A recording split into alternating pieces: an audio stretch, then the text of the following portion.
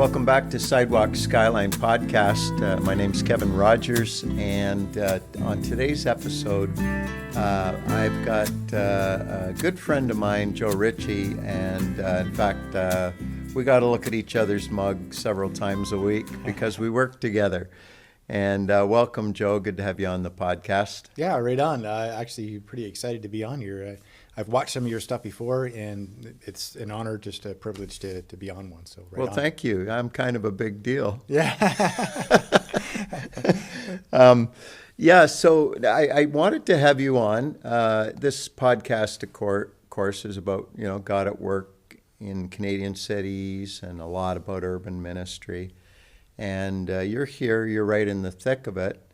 And But we might talk a little bit about ministry, but what I want to really focus on, at least for a good chunk of the episode, is just your journey Right. to Jesus, your childhood, your accident, how you met Jesus, and so many of those things. So I'm trying to remember when you and I met for the first time.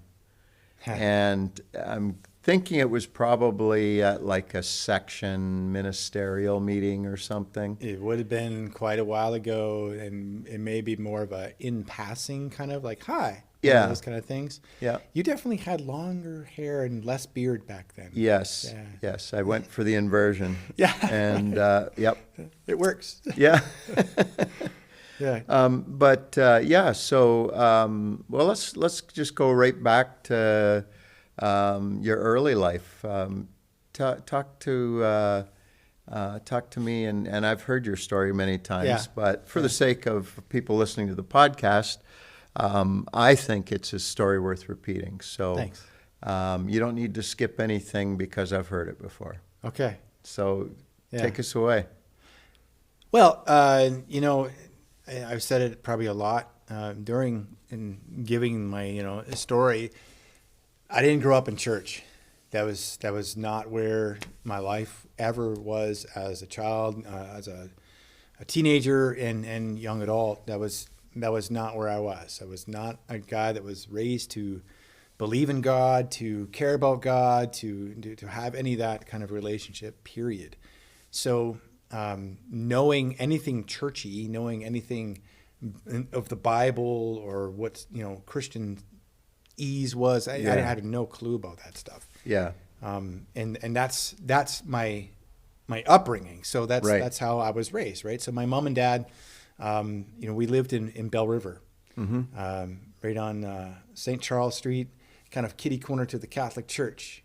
And that's where we would go play in the winter because the hills were huge, and just a ways from that, maybe another couple of blocks would have been the grade school I went to, Saint Jean Baptiste, and of course all that Roman Catholicism was present. It was strong in that community, and maybe it somehow had some kind of like filtering effect towards me in some way. Mm-hmm.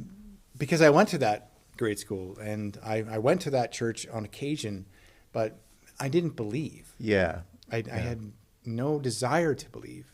Yeah, sometimes having it around but not really embracing it. It's like getting inoculated. Yeah. Yeah, you don't catch it. Yeah, well, that's what you'd hope, right? Yeah. Sometimes you catch it anyways. Yeah. And really, because of that Roman Catholicism, I knew how to go, name of the Father, Son, Holy Spirit. Yeah. I knew how to say a Hail Mary.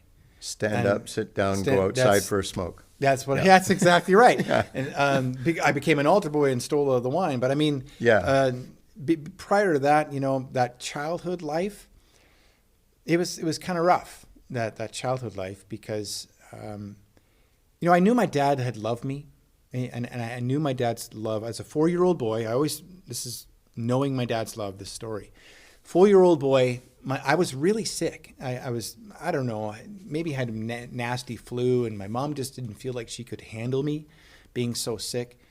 So, with my older brother around, he's 5 years older, and she was apparently pregnant at the time for my younger brother because he's 5 years younger, and I'm right at that cusp of turning, 5 and all that stuff. Being this woman who was alone at home and kids and pregnancy, and one of them's seeming like he's deathly ill, the best thing she could think of was to call my dad, call her husband, say, Bob, can you please come home? This boy is sick and I can't do this by myself. I need some help. Somehow my dad gets permission from the Ford Motor Company to get leave and come home. And when he came home, I just felt like my dad came home for me. And it was just this big deal of a 4-year-old boy seeing his father's love. And I proceeded to be held by my dad. I sat on his lap, and being, feverish and deathly ill, all that stuff. I vomited all over him, and he didn't complain. He just like, but that love of my dad was very real in that moment. But it was 4 years old. Yeah. It was very important because of what happened later. I didn't see a lot of that love. Unfortunately, my dad, with a lot of his own problems of life, his own demons, so to speak, as people would say, he had an issue with alcohol. He was an alcoholic, and he had an issue with his health that drove him deeper into his alcoholism. And that alcoholism just really brought the violence out of my dad. Yeah. So 4, 5, 6 years old, I saw a lot of violence from my dad. Really hard to watch stuff where, he would be smacking my mom around. And that proceeded to this point where I can remember when I was about 9 years old, and I'm upstairs in my room and trying to sleep, but I can't sleep because of the terror screams of my mom. My mom was in terror, screaming, Bob, don't hurt me, Bob, don't hit me. And my older brother and I decided, well, we're going to do something about it. And we ran downstairs and ran into my mom and dad's room, and saw my dad literally kneeling on top of my mom and just pounding her. Oof. And it just terrified us to see this, but we loved our mom so much. So we tried to stop him. So we both grabbed a hold of my dad's arms, but he's just this big, massive 220 all muscle guy that he just threw us off like we were like dirty rags.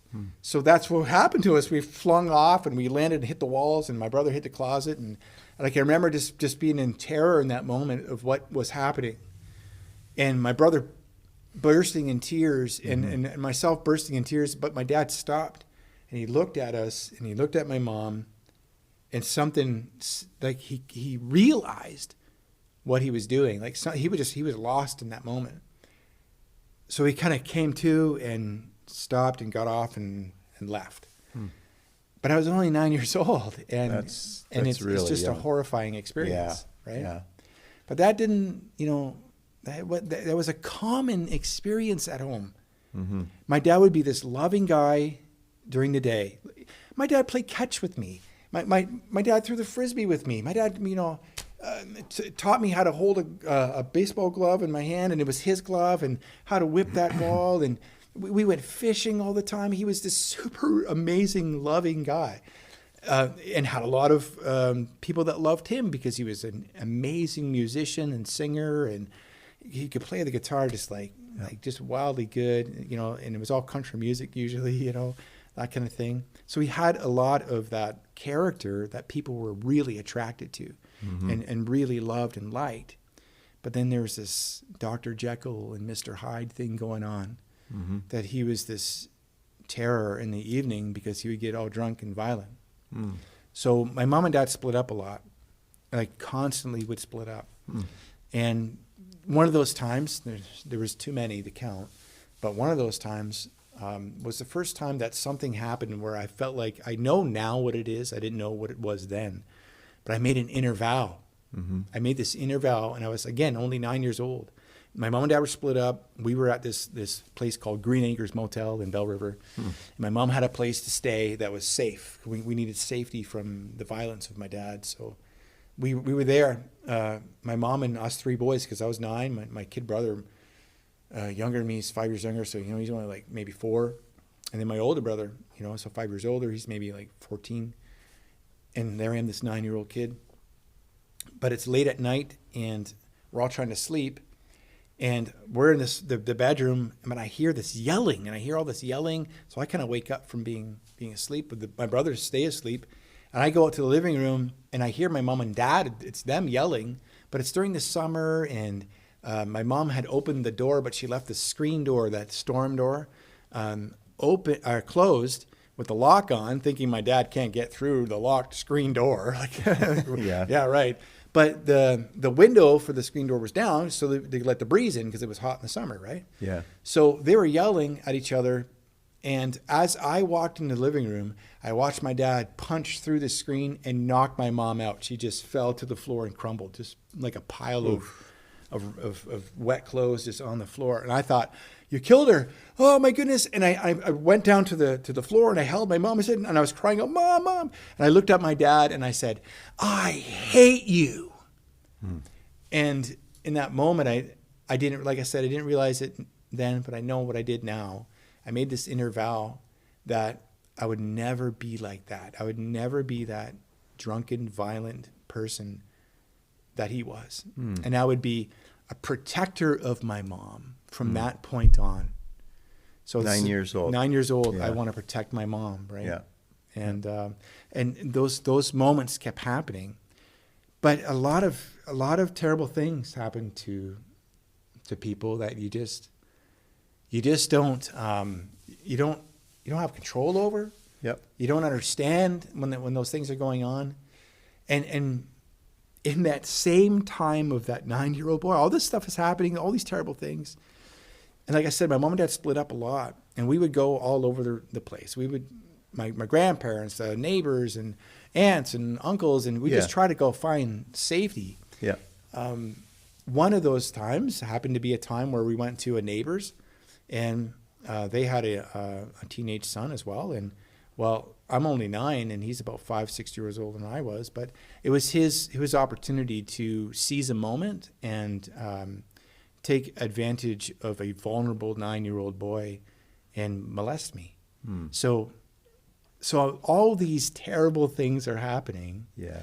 And it just turns me into this rebellious heart, this preteen who just is angry and wants a place to kind of let that anger out. Yeah. So at 10 years old, 11 years old, I'm experimenting with cigarettes and alcohol. By 12, I've got it all down. I've got cigarettes, alcohol, and drugs, and sex, because I'm already being molested by this guy, and this continues. But now I'm trying to find it, in girls. So all those things are happening. Yeah. In my life. I was 12 years old, 13 years old, and it's getting worse. It's getting worse. So 12 years old, 13 years old, 14, and by this time, I'm 5'10", thinking I'm a big tough guy like my old man. And, I could probably take him now. Yeah. Well, I was wrong. I was wrong about that.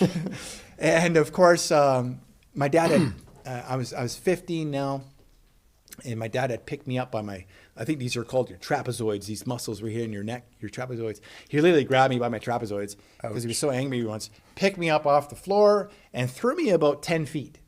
And so I flew off my dad's hands and landed on the couch. And he came at me and went to swing. So I swung at him and missed. And that was just this moment of, oh, you want to swing at me? And he began to pummel me, right? So my mom is screaming in the background and all these things are happening. And I just began to really, I'm 15, despise my life. I don't like this life of living like this. Yeah. So the rebellion in me gets worse. And the desires for more drugs, more alcohol, more sex get worse.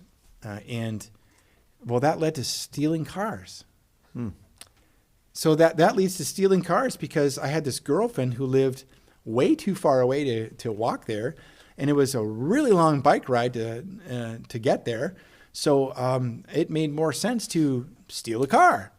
to drive there. And just logical sense for me. Like, that's a long distance. It makes sense to drive, right? The beauty of a 15-year-old mind. I'm only 15 and I don't have a license. I can't drive, legally, all that stuff.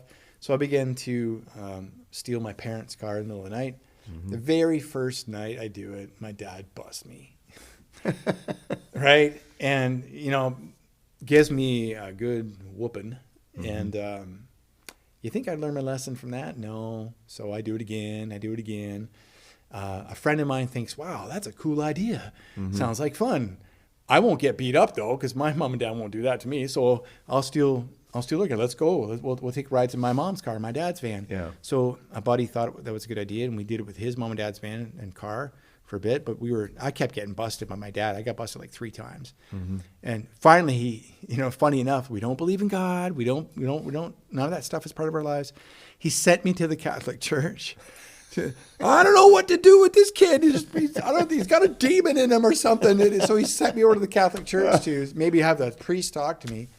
Well, that didn't do any good either because I don't care what he says. But one night, it was my buddy's turn to take his mom's car because we had a couple of girls that were supposed to go hang out and have a party with, And at that time, my girlfriend was at one of these girls' houses, and the whole plan was to steal this my buddy's mom's car mm-hmm. with these girls, drive them back because they lived in St. Joachim. We had to get them home, but and party. And unfortunately, his mom knew we were outside and waiting, so she knew there was something up. Yeah, right. She heard us, so she just stayed awake. And she stayed awake. And we're like, man, what's going on? And like, this is ruining our night. She stayed awake all the way to 5:30 in the morning. So it totally ruined the idea of having a party. Yeah. But we still had these girls, and we're 2 cool guys, so we have to still drive them home. We were set on that. Yeah. So finally, my buddy has this brother who lives with him, and he was able to get the keys for the car, gave them to him because he knew what was up too. Yeah. And we took the car, we drove the girls home to St. Joachim, but now it's too late to do anything. We have to just come back home because literally his dad was getting up for work within like an hour or so. So we had to get the car home. Yeah. And this 1990 Buick Skylark, it was a new car. And so the girls were home safe, but from St. Joachim to Bell River, they always say, these terrible things happen so close to home. Yeah. Well, that's exactly what happened to us. We were 42 to Sharon Line, turns over Duck Creek into Bell River. And on that road, Sharon Line, my buddy was just driving from one side of the road to the other, just having a little bit of fun, doing about 120K. And he caught the gravel on the right side, lost control, clipped a guard wire from a telephone pole, made us flip front, rear, bounced out of the ditch and landed in the farmer's field. Neither one of us had our seatbelts on. And he was a smaller guy, so he was really tight up to the steering wheel, so that probably really helped him out. He hung on the steering wheel, and that probably saved him. I unfortunately had my seat all the way back, and I was tossed around in the car. I've had these visions of it, and I had broken my neck. I broke ribs on both sides. My lungs were punctured. One was filling with blood, and I had scars and cuts all over from the glass and cutting me. And my body had landed between the 2 bucket seats with my neck on the back seat. And that's when apparently my neck had broke. And I was it. I was done. I was a mess. I had broken my neck. I was paralyzed. Couldn't move. Couldn't do anything because of the damage to my own body. Never mind the car. But the car was so damaged that when the paramedics and the fire department arrived, the fire department was there first, and the St. Joachim Fire Department got to meet these people about a year later, which was great to thank them for helping to save my life. Yeah. And they told me a story when I met them. So, because I didn't know, I don't remember what happened. I have no idea. So they're the ones. I blacked out. I woke up 2 weeks later. 2 weeks later. 2 weeks later. Yeah. So they tell me the story that Well, at the scene of the accident, we were first on scene. We began to use the jaws of life. So they're using the jaws of life to, open up the back of the car. So the back where the back window was, it was still kind of intact enough, but it was crushed, and they couldn't get that bodyboard underneath me to pull me out. That's how they wanted to extract me from the car. And the roof had been crushed down into the front seats, like literally was touching the passenger seat. So maybe it was good I didn't have my seatbelt on, because it was touching the passenger seat. The roof might have crushed me. Yeah. And the car was just like an accordion, all messed up. So they're trying to extract me, and they can't. So they're using the jaws of life. But the paramedics now arrive, and they're trying to check me out while they're extracting me. And they say, if you don't get this boy out of here right now, he's going to die. He's not going to make it. But the jaws of life were not finished what they were supposed to do. Yeah. So this is the story. I'm standing with like 10 firefighters in St. Joachim, thanking them. This is the story they're telling me. And they point to this one guy, and he said, and this guy hears this from the paramedics, jumps on the car, grabs the roof by the back window, and begins to peel it like a tin can and rip the roof open by hand. Whoa. They literally said that we stood in awe and didn't know what was going on. Like, is this an act of God? Like, what's happening? Wow. Like, he's not supposed to be able to do that. No. So that's what happens. I've tried it. It doesn't. It can't be done. It can't be done right.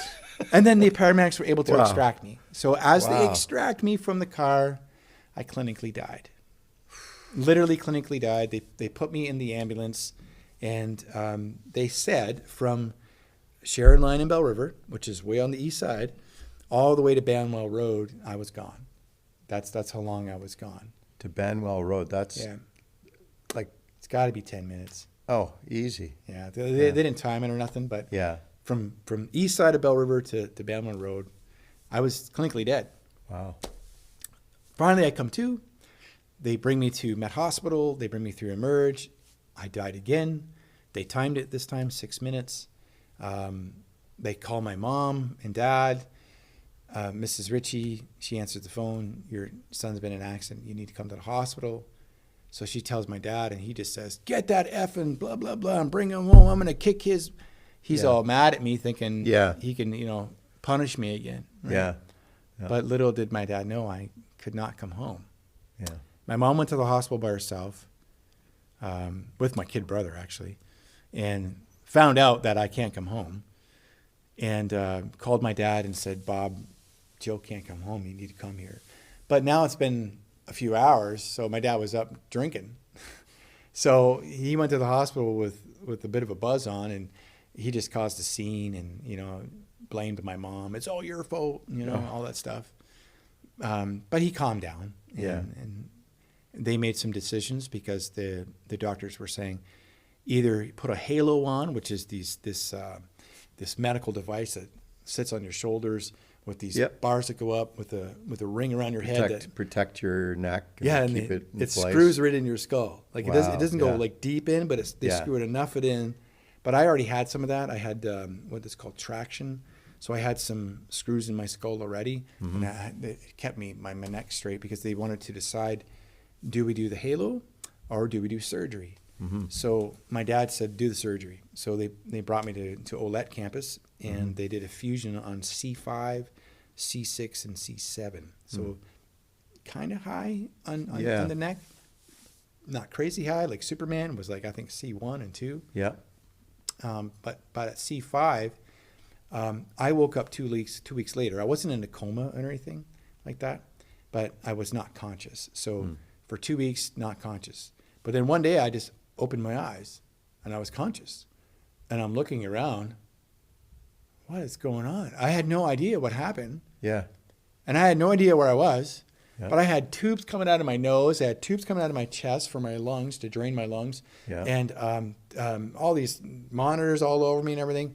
And a tube down my throat for my tracheotomy because I was on full life support on the lung machine, Yeah. And all this is happening, and I cannot move. My body from my chest down. 15 years old. And yeah, 15 years old. My arms don't move.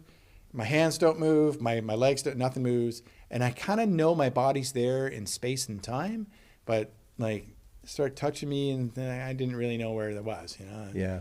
And I'm like, what is going on? I can't talk because of the tracheotomy being in my throat.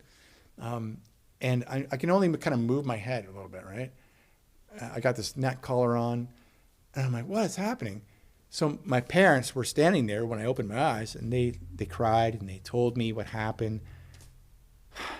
Kev, I cried for a week straight. It was devastating news, just devastating to a young man who really I thought I had the world in the palm of my hand, you know. I thought I was a bit of a king myself, and man, I came, you know, to use a pun word, I came crashing to a halt, right? Yeah. So after a week of crying, some reason, you know, when people think you're sick or you're ill or you have health problems, Yeah. you get pale, right? Yeah. Well, when you start to get color in your skin, they think, oh, look, he's doing better. Oh, he must be doing great, you know? He's got color in his skin.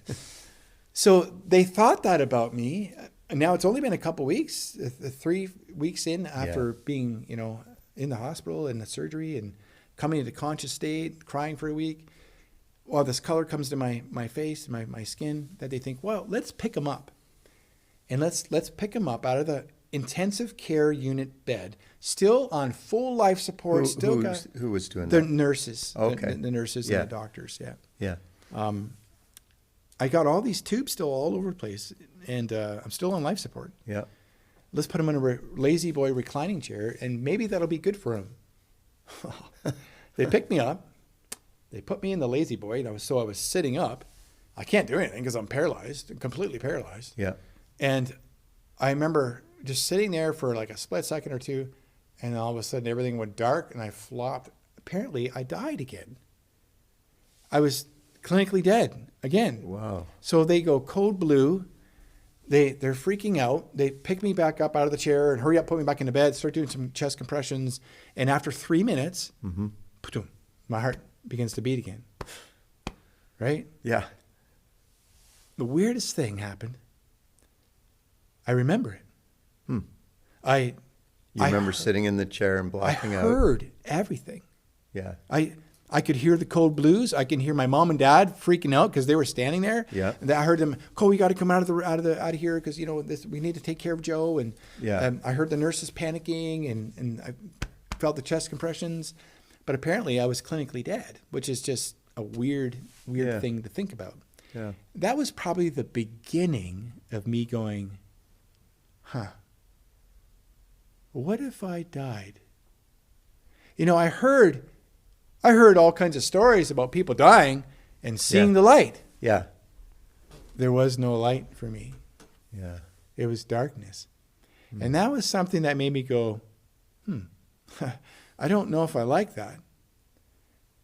One thing leads to another, though, and I'm back at home now after another year in the hospital through rehab and back into drugs, back into smoking and drinking. High school, and I move out of my parents' house at 18 because my dad still was violent. And I'm like, I'm done with this, you know. And I'm 18 now, and I'm paralyzed. And by this time, I got my arm strength back, and I can move my arms. I can move my left hand a little bit, but my right hand was still stuck like a club. My body worked a little bit. I could stand up at that time, make a couple of steps in parallel bars, but my right leg didn't work at all. My left leg worked a little bit, but only a little bit. Yeah. Paralysis is really interesting because it's all about your spinal cord. You know, people think, hey, what's wrong with your legs? Well, actually, nothing. There's nothing wrong with my legs. It's my spinal cord that's messed up, man. Yeah. And so that's paralysis. But I just couldn't take it anymore in my parents' house. 18, moved out. Unfortunately, you know, I lived with this girl for a bit, but really got back into the drug life and that scene. And 18, 19, 20 years old, this girl had left, but I'm super depressed at this time. Really despised my life. and heavily into the drug scene with marijuana, drinking and partying all the time, seeking sexual pleasure wherever I can find it. It was just a terrible life to live, and I knew it was a terrible life to live. So I decided one night it's probably a good idea to end my life. I was 20 years old, and I had all kinds of pills from doctors because they would give you anything you want. As soon as you say, I don't feel good, right? You're in a wheelchair. Oh, well, here, take these. So I had a prescription for, I think they're called Valium. And it was a full bottle because I didn't really take that many of them. And I put the whole bottle in my mouth one night. And I say this, when I give my testimony, I can't remember if it was a bottle of beer or if it was a can of Coke, because I always had one of those next to my ashtray, next to my bed, right? I always had that sitting there. And I picked up whatever that drink was, and I went to drown my sorrows with the Valium. And I just felt like I heard a voice say, stop. I felt like I had to stop, and I didn't know what was overcoming me. I felt overcome, and I stopped.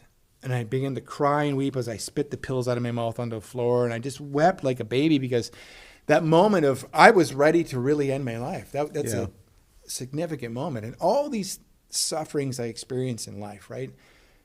The violence of my dad, the molestations, the car accident, the paralysis, the drug abuse, all those things just came to this massive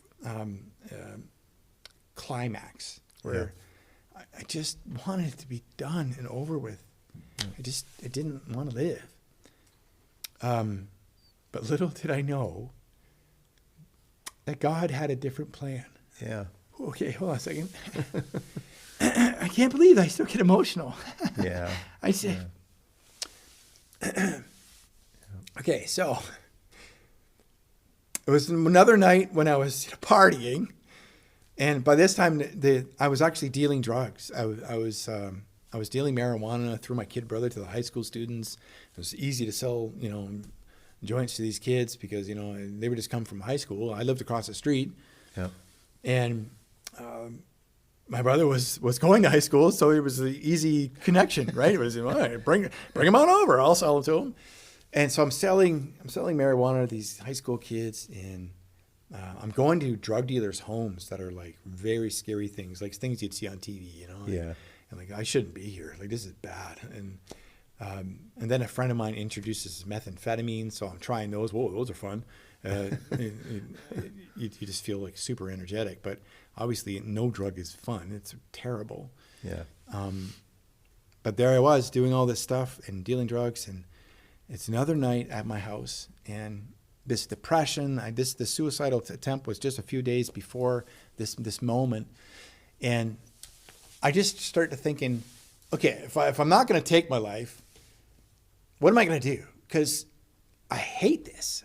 I hate it. I had this loathing hate now for what I was doing. And after the party, I don't know when, maybe it's at 1 or 2 o'clock in the morning, the 30 people are gone that was at my house, my apartment. And the only people that were left behind was my personal drug dealer, who helped me get my drugs, and my best friend at the time, and who is still my best friend today, and my younger brother. So they were literally like the three most important people in my life. These three. Right? And I just began to tell them, I'm done. I quit. I don't want to do this anymore. And they began to laugh at me, Joe, whatever, man, you're stoned. No, as a matter of fact, I'm not. That night, I just didn't feel like doing stuff. Right. And I began to tell them, it's over. It's done. I hate this life. And I looked over at my drug dealer, and I said, and you know what? You're like the devil in my life. You're like everything evil. You're like Satan himself. Get out of my house. I don't want this life anymore. Get out. You represent all this stuff. And they laughed at me, right? They thought it was really funny. But my best friend thought it was a religious moment because I mentioned the devil. I mentioned Satan. So he thought it was funny, and he thought I'd make a joke out of it. And he told my drug dealer, "Hey, Joe's being religious, man. So why don't you get up and do the Jesus Christ pose?" Well, the Jesus Christ dealer, pose, the drug dealer. We all know this is a song. This is a song by the band Soundgarden at the time, and this was 1995. It was 5 years after my accident. My accident was 1990, when I was 15. I'm 20 years old now. 1995. All this is going on, and he decides, okay, I'll do the Jesus Christ pose. Well, it's a mockery of Jesus being dead on the cross. Yeah. So the drug dealer stands up. He takes off his shirt. He lets down his long curly hair.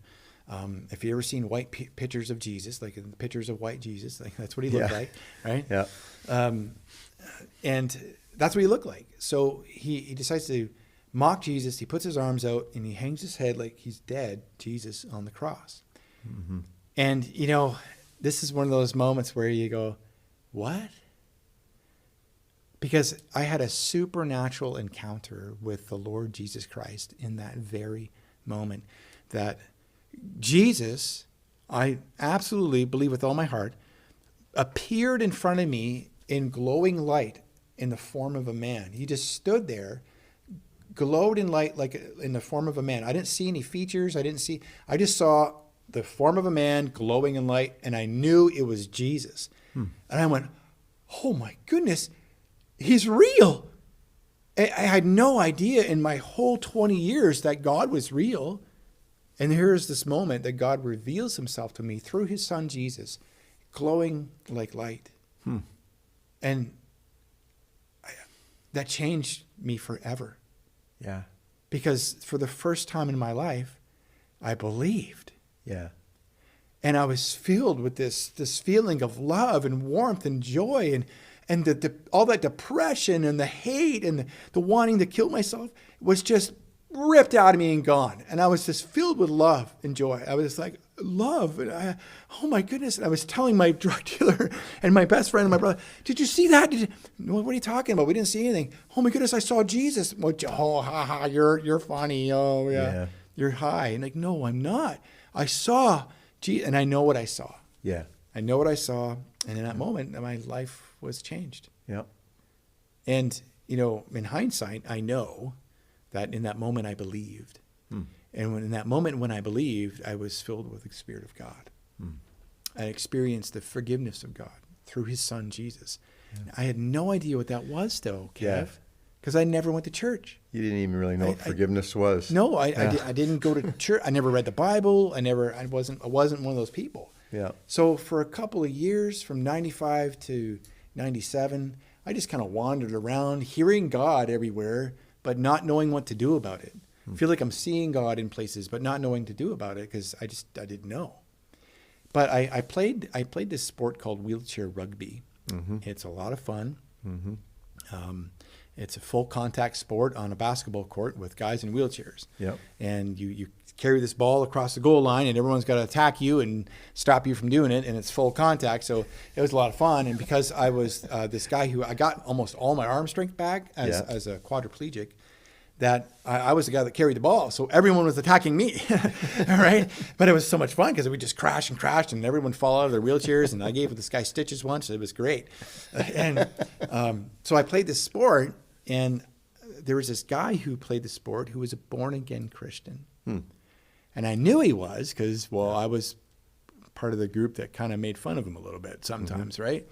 We would tease and, the Bible thumper, because he would stay in his motel room. We go on these tournaments, city to city, and we Ottawa and London and in parts of the States. And but he would stay in his motel room while we all went out and partied. We'd all get drunk and go to strip bars and stuff. And but this guy, Don, would stay in his room and read his Bible, call his wife, talk to his wife, and say goodnight to his kids.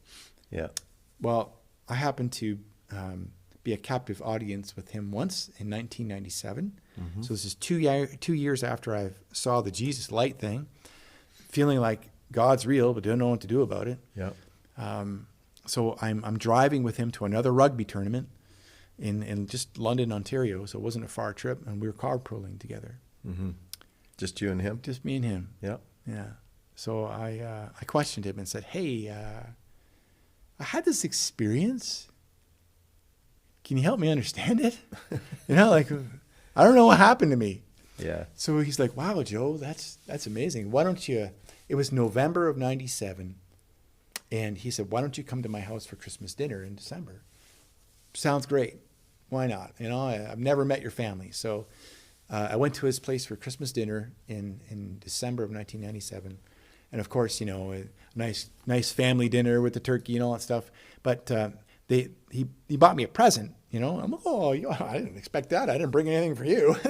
So I'm opening the present. What is it? It's a Bible, right? So then I got my first Bible ever.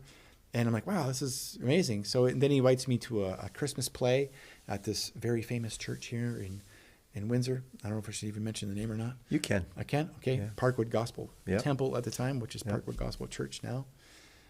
So I go to this play, and this pastor there, Mark Hazard, who's not there anymore, but he was giving it, I guess you could call it a call at the end of the play. And anybody who would like this Gospel of John, would you like to come up and receive this? I was like the first one up, and down there to someone beat me. Like I'm like, oh, I didn't think you were going to beat me.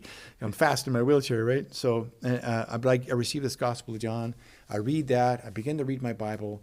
In 1998, my life began with Jesus. And wow. Yeah. I can't even tell you the difference between then and now is so remarkably different. Wow. We're going to talk about some of, you know, the years following that. But before we do, I just want to go back to some of the trauma, you know, as if having a violent alcoholic father beating on his wife, your mom, and, you know, just living in that instability all the time. If that isn't traumatic enough, then, you know, dealing with the quadriplegic, right? Yeah. And dealing with all of that, dealing with just the darkness and the loneliness, and then this encounter with Jesus. But I want to talk about, like, a lot of times when people have serious trauma, they might have PTSD, right? Yeah. Post-traumatic stress disorder. Right. Did you have any of those kind of just hypersensitive experiences where you didn't know how to deal with things? Yeah, I think that I think it's different for everybody. Like everyone's going to have different experiences and how they cope with those things, right? Yeah. And for myself, you know what, that inner vow I say I made at 9 years old, I didn't know I was making it then. Yeah. But that's one of those things where part of those processes of trying to understand who you were in life, and you can look back and see some stuff, right?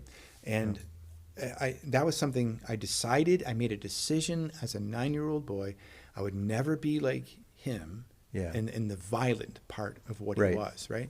And I would be a protector of women, and especially of my mom. Yeah. And I think that was my way of coping with what was happening in the violence of my dad. The problem is that wasn't the only issue. You know, all of a sudden this older teenage boy molests me. Right? And then being involved with drugs and being involved with alcohol and all this stuff. Well, apparently, I did a little bit of study on how the brain gets affected and all that kind of stuff.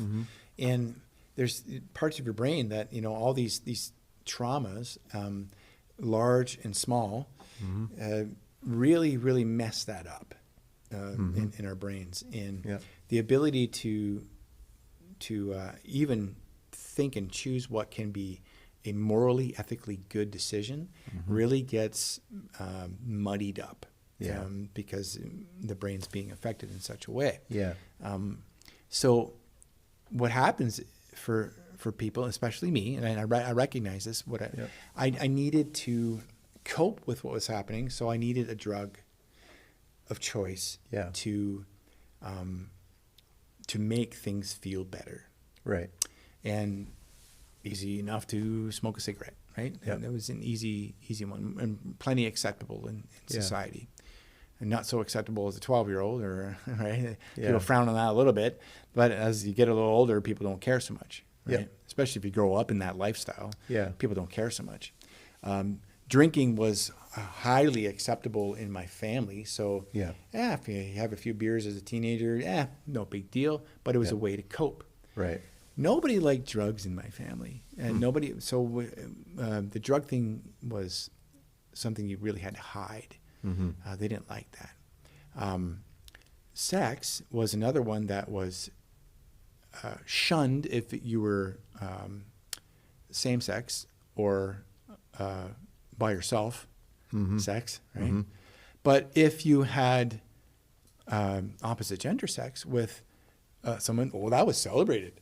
Yeah. Oh, that was a good thing. Conquest. Yeah. Right. Yeah. Oh, good for you. Yeah. And like literally, my dad would let our girlfriend sleep over.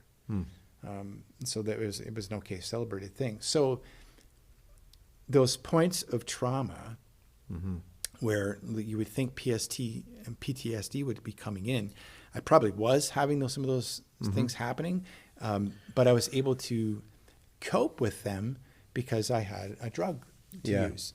Yeah. That suspended the real work that had to happen until later on. Yeah.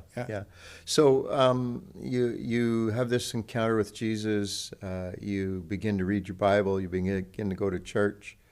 You actually ended up going to Bible college. Yeah, sure did. Yeah. And what was in your heart to go to Bible college? Why were you going to do that?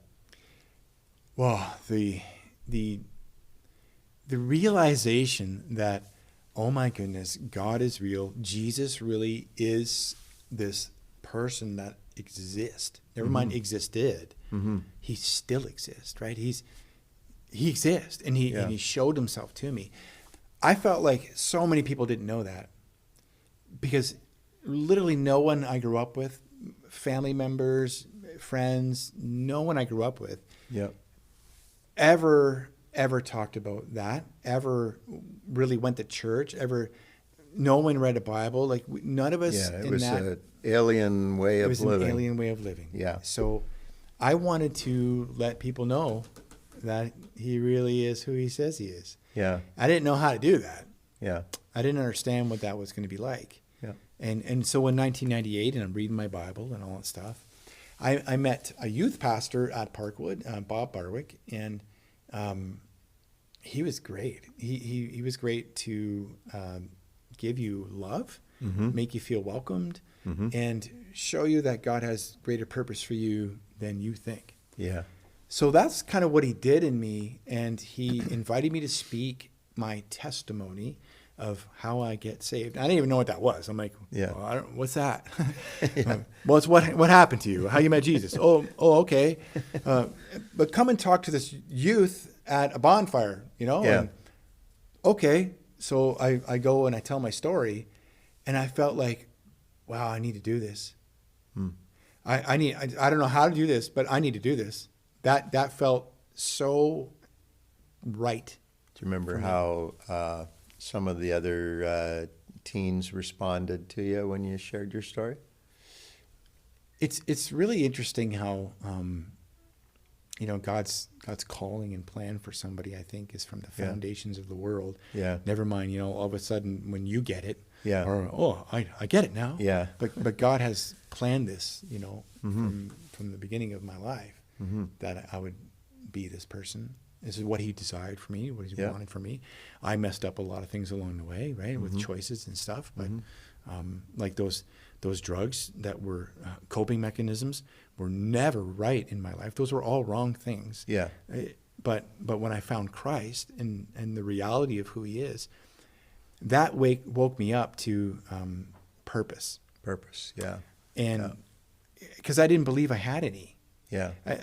Maybe as a teenager before my accident, I thought I could work in construction or something. I would use my physical stature, I'd be maybe a fighter, or I don't know what I'd be. But I had this physical stature that I thought I would use, but that got knocked down because of the accident. Yeah.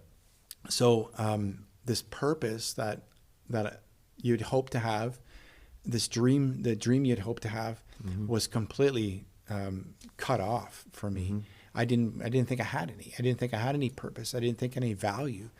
And all of a sudden, God says, "No, you do." And I'm reading the Bible, and I'm reading the stuff for the first time, the stories of Jesus in the Gospels, these historical accounts in the Gospels, and I'm like, wow. And I was reading this stuff.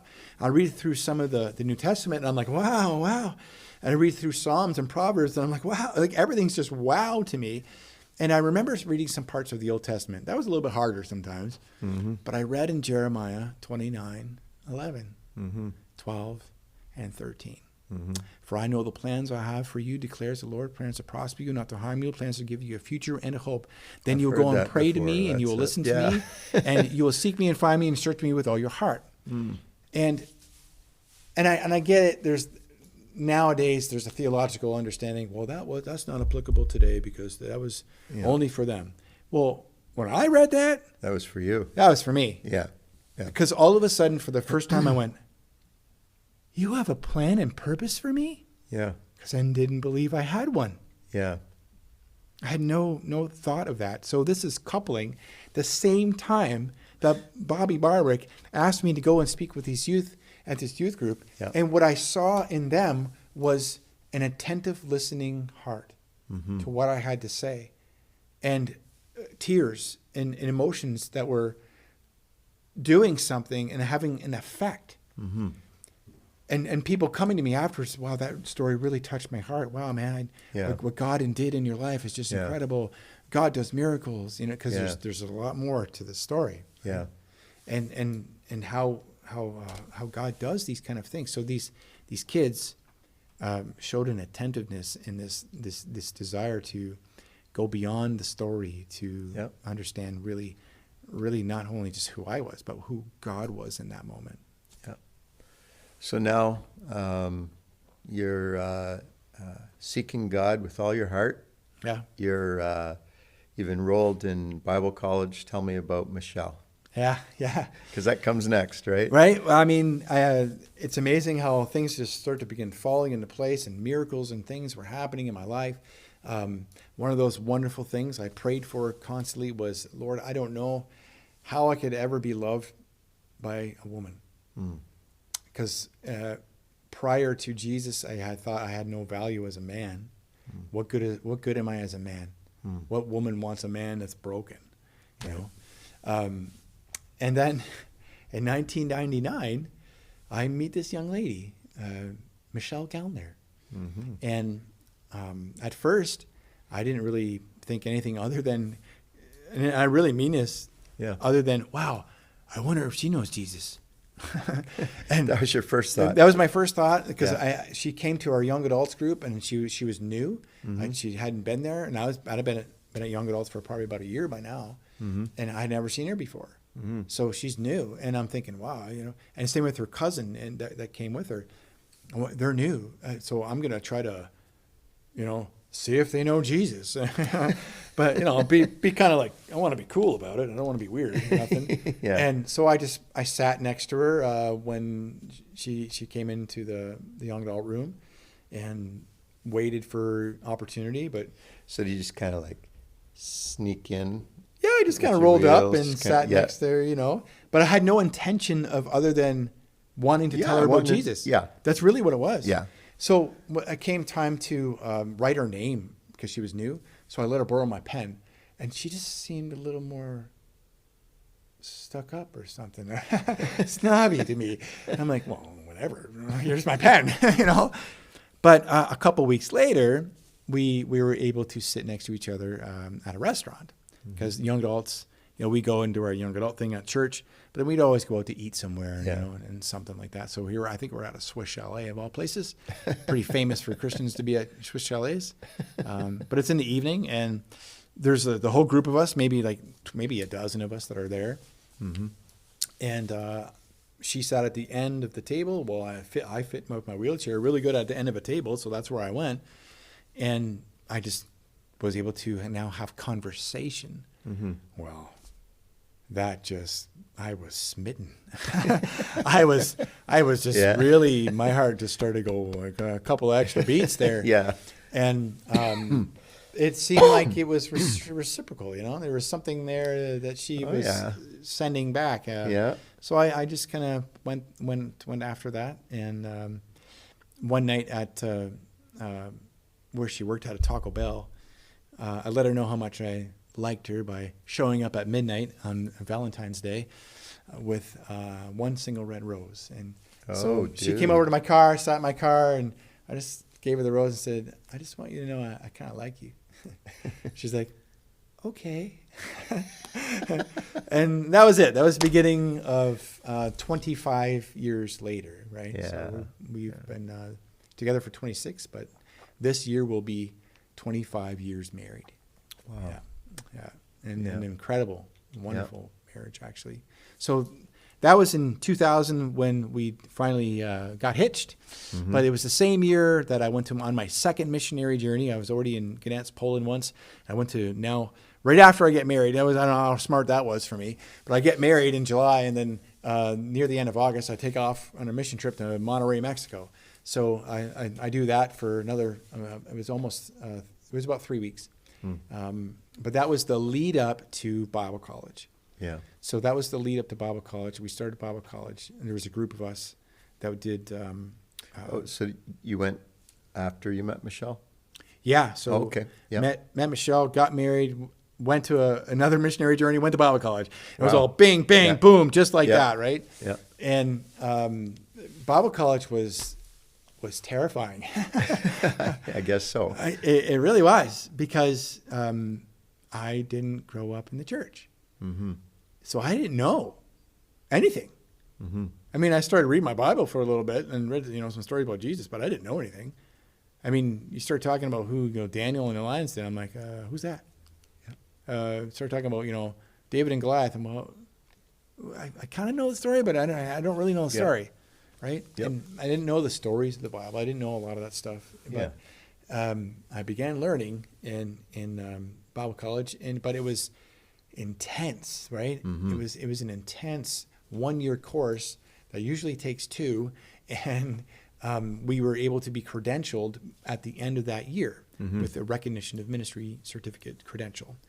And that was the whole purpose of that, so that way immediately that team, I think there was 9 of us, could jump into ministry right away. Well, that's exactly what I did, as a matter of fact. 1 year later, the church in Tilbury, the Pentecostal church in Tilbury, needed a youth pastor. Yep. And the person who was running the school. That's when I met you. Yeah, it probably was. Yeah.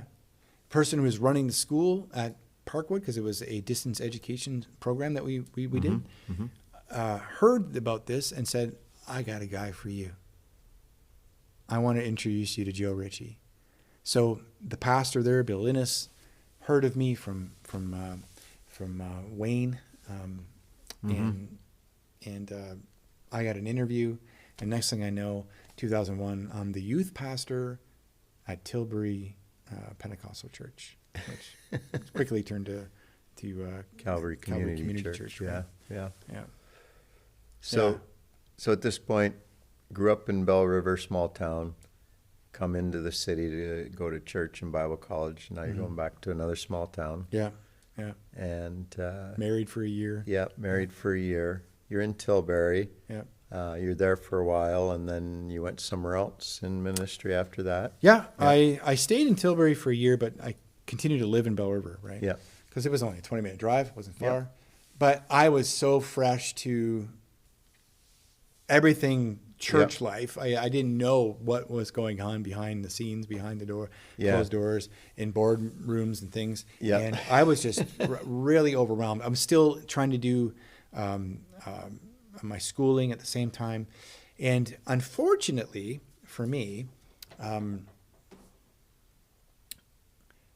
I opened a door to sin as well during that time. Yeah. The pressures of my life were just so weighty.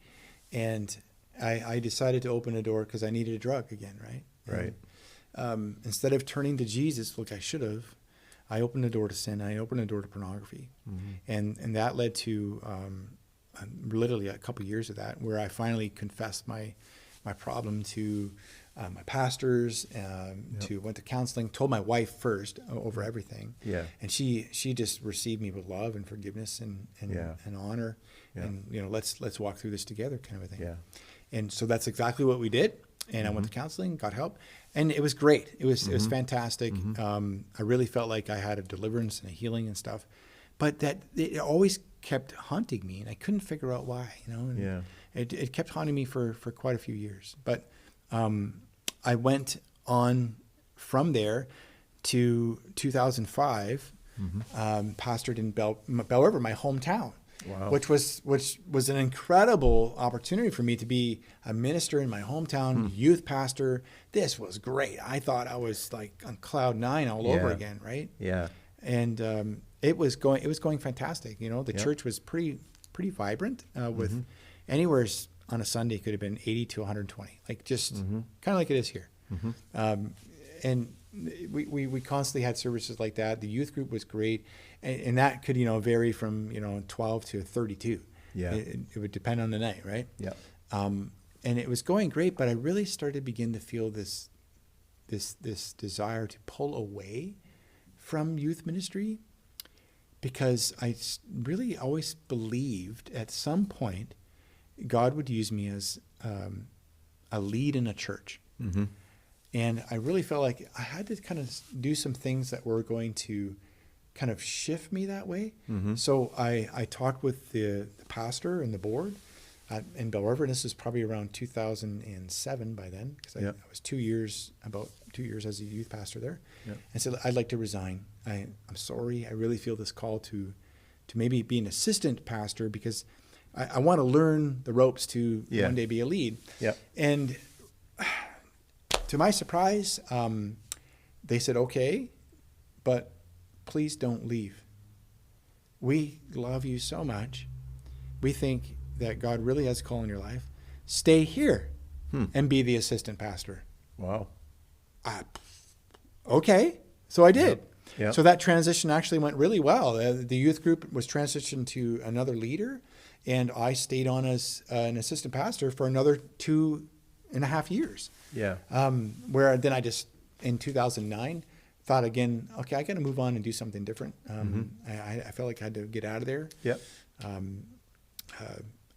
And again, I think part of that reason was some sin crept back in my life again, and that pornography thing came back. Yeah. That's why I'm saying something wasn't right. Something wasn't fixed, right? Yeah. And that would be a problem every year, couple years. It would be an issue. Yeah. And funny enough, God does miracles.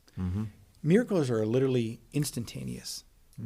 And I've experienced literal physical miracles, like where, the story in 1998, I was in Darien Lake, New York, and I was celebrating with some Christian friends I had just met. And God, in his power and majesty and wonder and grace, healed me of my bladder. For that 8 years, from 1990, from my car accident, to 1998, and I remember in that middle way I met Jesus in 95. Yeah. Here it is, 1998. I'm at this place in Darien Lake, and I'm having the time of my life. I'm enjoying this Christian festival that's going on at this amusement park, and all of a sudden I can't pee because my catheters, because I would have to use catheters. I would put a catheter in and empty my bladder. I'd pull the catheter out when I'm done, throw it in the garbage. Yep. And I did that every single time I had to urinate. And there I was 8 years later of using a catheter every single time I had to urinate. Yep. Well, if you can imagine friction, well, Oh, no, I don't want to imagine that. no, don't Thank imagine you. it. Right. How are you guys doing out there? Doing okay? Friction, right? And so lo and behold, it gets stuck. The catheter goes in, gets stuck, and I'm like, oh, what am I going to do? Oh, no. And I can't empty my bladder. Well, I gotta pee. Like Yeah. this is bad. I need to pee. But I'm in Darien Lake, New York. I'm in the States. Sleeping in a tent. Yes, I was sleeping in a tent. What am I going to do? I'm like, oh no, I don't want to go to the hospital. I can't go to the hospital here. This is the States. I'm a Canadian. So, and all of a sudden it's like a light bulb clicks on. You're a believer in Jesus Christ. Why don't you just ask him to heal you? This is what I think. So I say, yeah, Lord Jesus, I don't even know how you can do this, but can you please heal me so I don't have to use catheters anymore? I got out of my tent and got in my wheelchair. I rolled over to a bathroom. And like I said, if you heard this a minute ago, if you're paying attention, I said I could stand, right? I could stand. Yeah. So I stood up at a toilet and I urinated. The first time in 8 years. First time in 8 years. And it was right after I prayed, Lord Jesus, can you heal me? Yeah. And I don't have to use catheters anymore. Yeah. Like I'm like beside myself. Yeah. Oh my goodness, God healed me. So I'm going around the campground, the amusement park, and I'm just telling everybody, I can pee. And they're like, what? Okay, what happened? So I tell them that God healed me, and it was just this wonderful testimony of what God did. Yeah. So I know miracles. Yeah. That's 1998. Yeah. This is now years gone by, and I'm thinking, why do I still have a pornography problem? Can't God just do a miracle in my life? Right. And he begins to teach me some things, right? And this difference between miracles and healing, and this idea of, miracles are instantaneous. I was delivered from drugs. I was delivered from alcoholism instantaneously. I never desired that ever again. Cigarettes took a little bit longer, but that got kicked, and I never desired it again. These were instantaneous.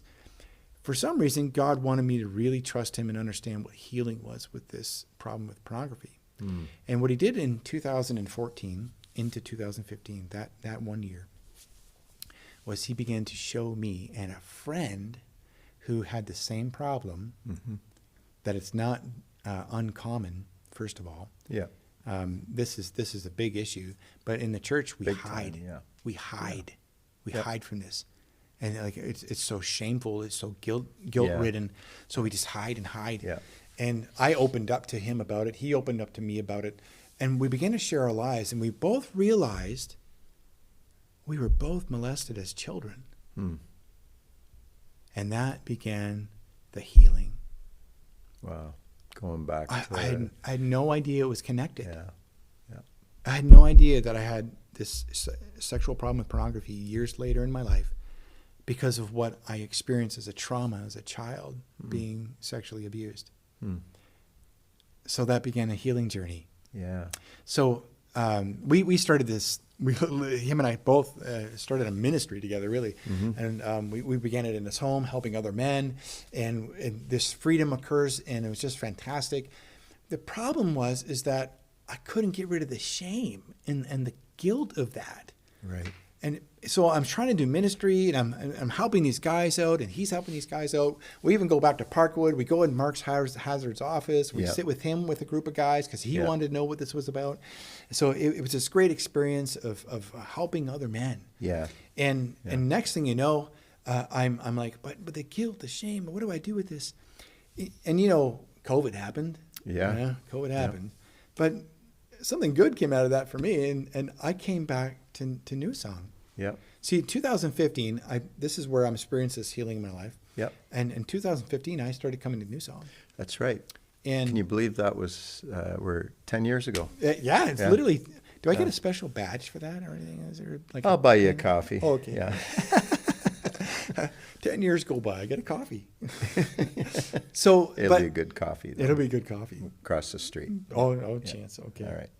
So I come back to New Song after a little, should we talk about that? Yeah. A little time away? Yeah. Healing's amazing, isn't it? And, Yeah. and what God does in people's lives. So it's funny how things work. Yeah. When I met Jesus in 95, I know there's a lot of years here going on, and I hope you're taking notes, okay? Because 95, 98, that's Yeah. when the healing happens with my bladder. But I'm still rolling around in my wheelchair. I can stand up and kind of take a couple steps, but I can't do much. Yeah. Well, next thing I know, and it just kind of happens, and I didn't even pay attention to that it happened. Yeah. Instead of walking around in parallel bars or long arm crutches, which I hated doing, or a walker, I hated that. I stood up one day and thought, I'm going to try this. I grabbed a cane and just began to walk everywhere. And I'm like, whoa, what's going on? But it was at the same time that God did healing in my life for my bladder. And I just was, wow, God, you must be healing my body too. Yeah.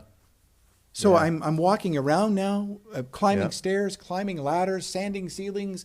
I'm like, well, this is amazing. I stood at the altar for my wedding. I stood there, said my vows, and I do. Yeah. I could walk into anyone's home. I would walk into the church. I would walk into Parkwood. And that was my life. I could do anything. I could Yeah. walk around with my cane. Yeah. The doctor said this will never happen. They were wrong. The doctor said I'll never have children. They were wrong. I have 3. Yeah. And all these wonderful things were just miraculous parts of the wonderful gifts and grace of God in my life. Yeah. But the thing is, trauma, pain, and suffering still touch us even though we love God. They still touch us. So along the way of that healing journey in 2015, and then 2016 went by, and 2017, I'm like, oh, my back hurts. Why does my back hurt so much? Oh man, it really hurts. 2018 my back was in so much pain. I didn't know what was going on. There was moments that I felt like I couldn't get out of bed for a day or two. One time it was nearly a whole month. The doctor said, you have disc at L, so now it's my back, L3, L3, 4, and 5. That are protruding your nerves in your spinal cord, right? Wow. And I'm like, no, come on. Like I broke my neck at 15. You've come all this way. Right? You are halfway healed Yeah. physically. Yeah, I'm loving life. Yeah. And this is happening. Yeah. So the pain is so bad that it's a kind of debilitating, Yeah. right? I remember you talking to me. Yeah, too. and literally, actually, at the Yeah. end of 2018, I felt like I had to step away. Yeah. Because I felt like I couldn't really do the responsibility of being a volunteer pastor here, right? Yeah. Yeah. So in 2018, it was closer to winter, because I remember even having the party at my house, right? And, Yeah. I resigned from duties here. Yeah.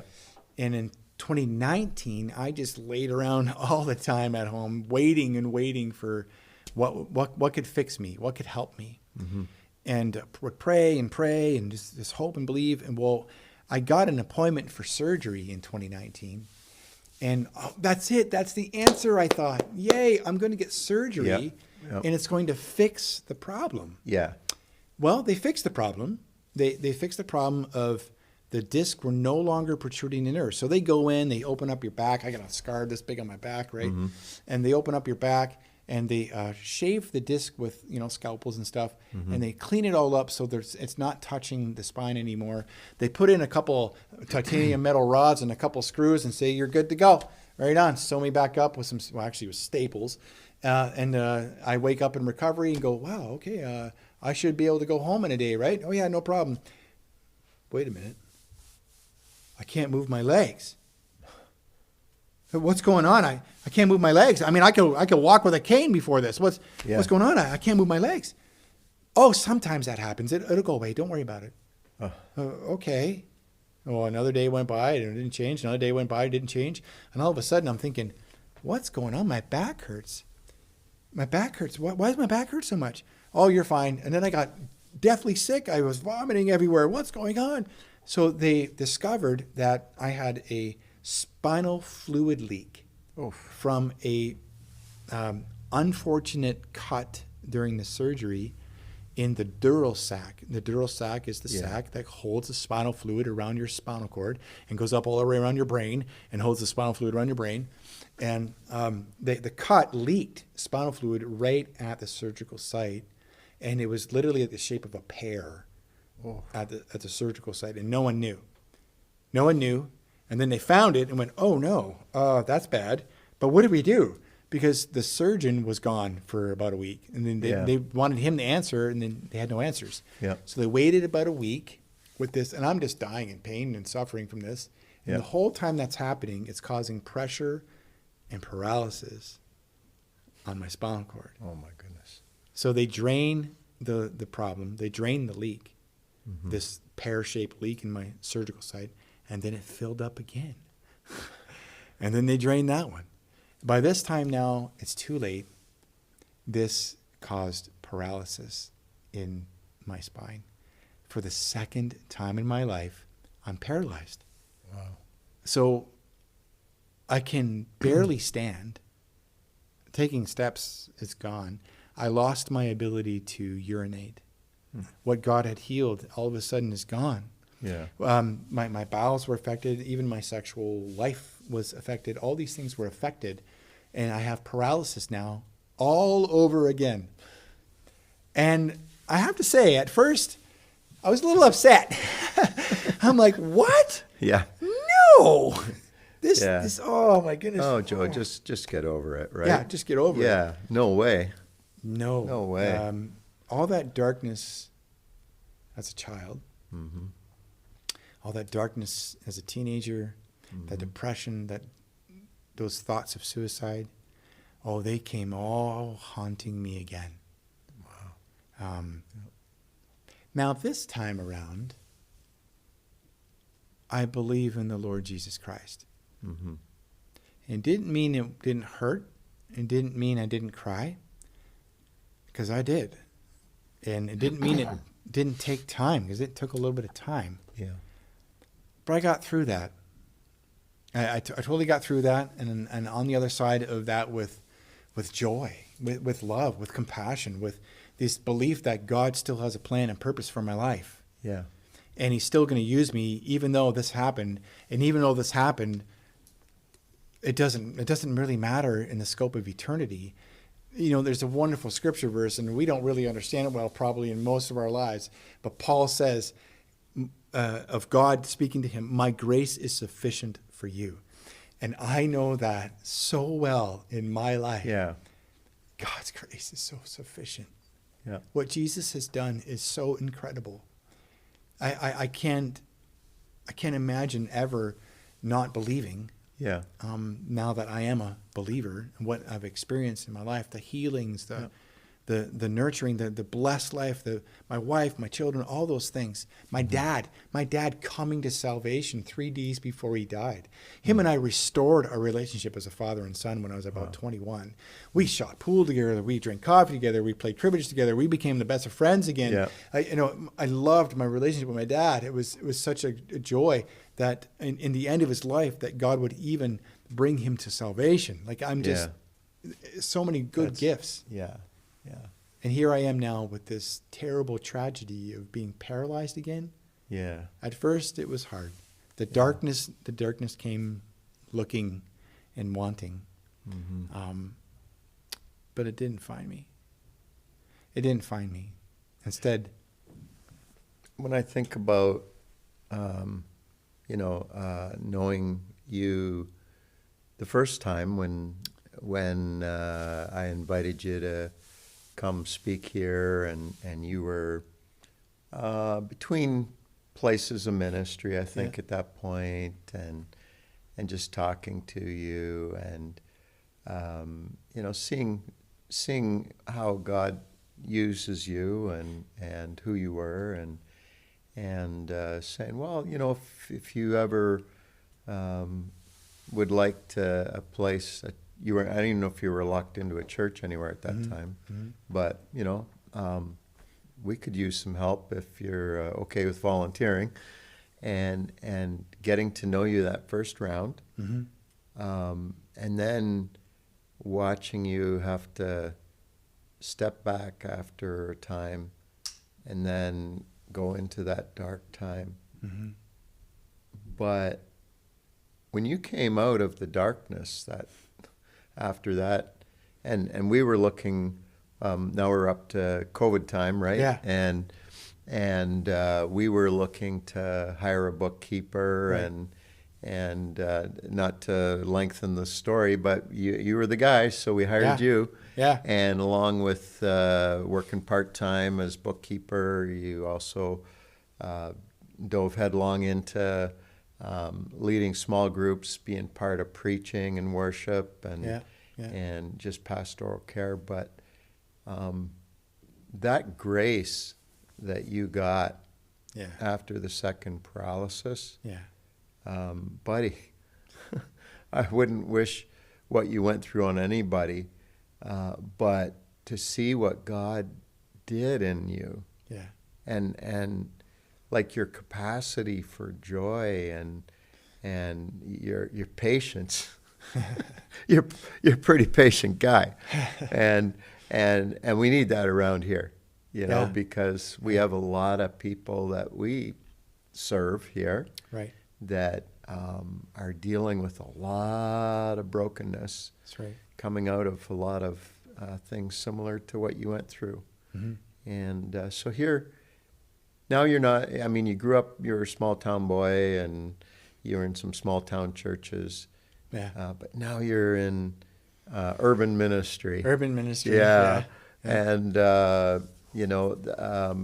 just want to maybe go there just kind of as a last question in the interview to say, God's done such a deep, deep work in you, and you've been able to take what he's done in you and help so many other people.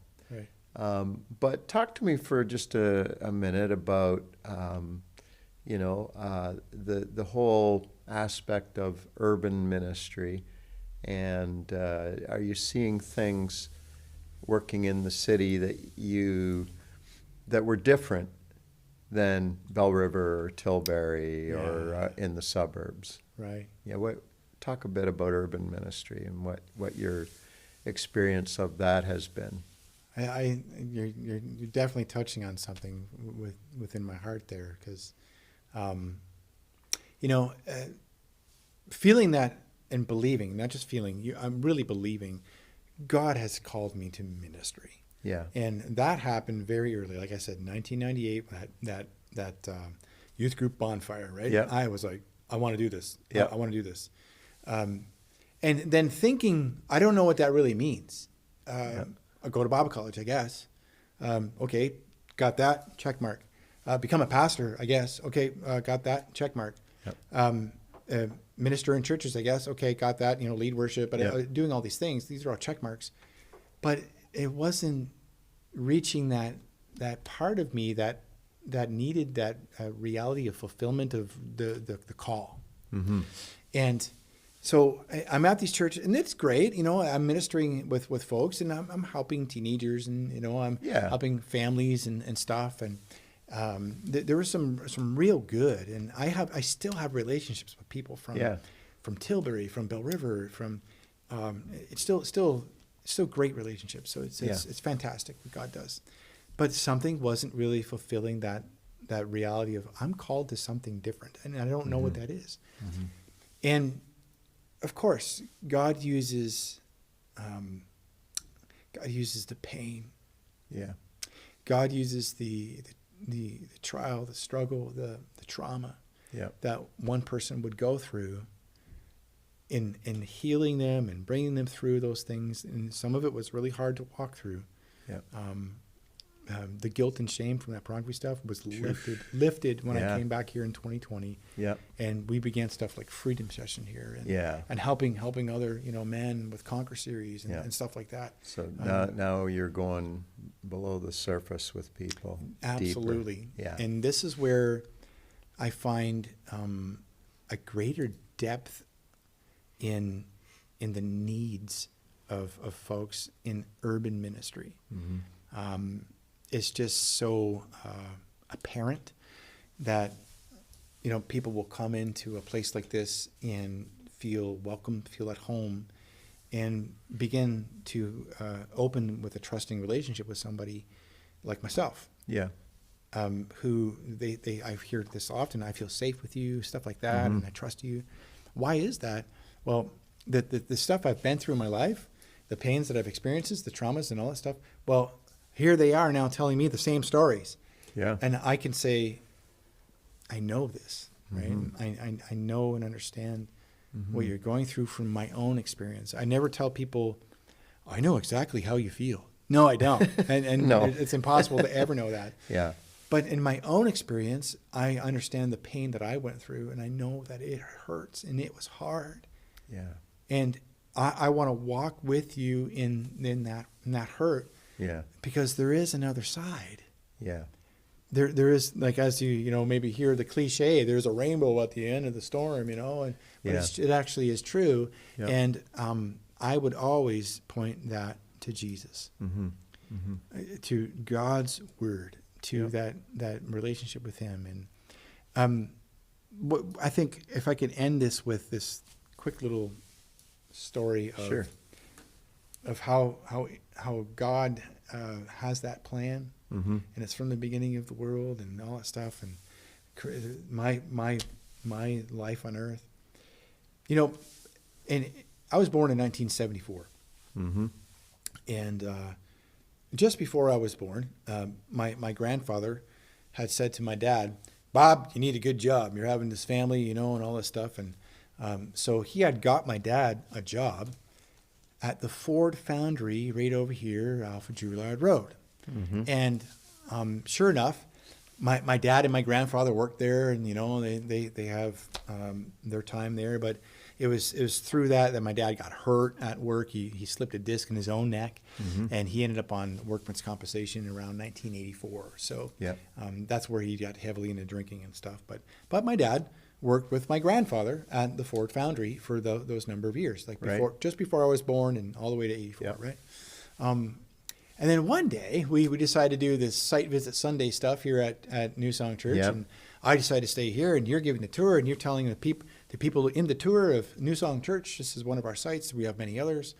Oh yeah, we're outside looking around, and this is Drouillard Road, and it has a lot of history. And as a matter of fact, back in the day, those gates over there used to open up, and on lunch breaks, the Ford foundry workers would come across the street, and they would go and peruse the bars, and they would drink and get pitchers of beer and get all tipsy-turvy and go back to work. Don't buy a Ford, right?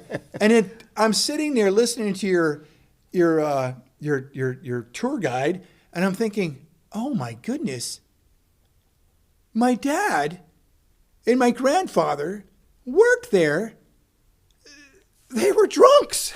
Yeah. There is no way they would not have been across the street drinking at the bars. They were there. My dad told me stories about getting in fights at the bars on Drouillard Road and playing the pool shark and stuff. Yeah. And how popular this church, now that was a bar back then, was. My dad and my grandfather, no doubt in my life, drank at this bar. And now, third generation, how God has a plan. Now he plants a third generation young man who is the son of these men in this place now to give a different drink, the drink in the waters of life of Jesus Christ, to bring healing and nurturing and care to people who are the suffering and the hurting and the pain. Wow. And that's just amazing how God works things out for good. Yeah, I get, I'm wearing long sleeves, but I got goosebumps under here, Joe. Every time I hear you share that, and the foresight that God has, and the path He has people on, and then you have that aha moment, this is a place where your dad and your grandpa, served the deep problem they had. Yeah.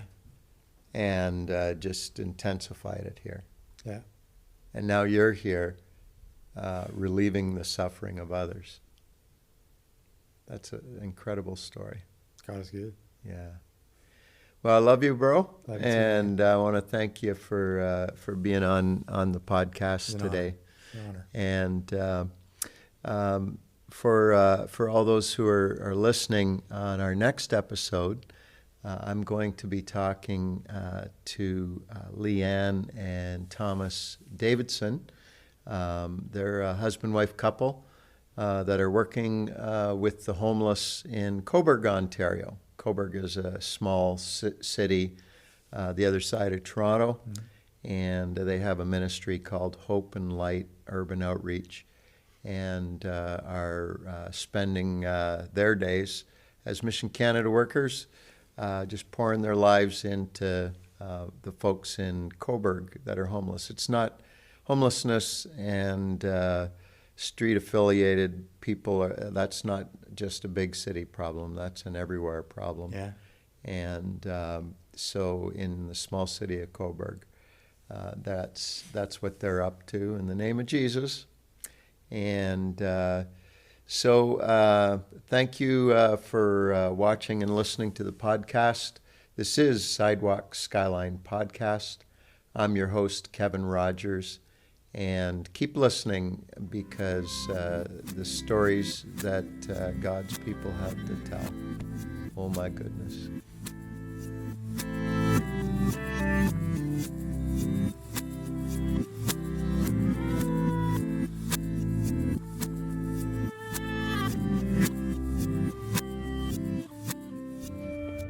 Studio 61.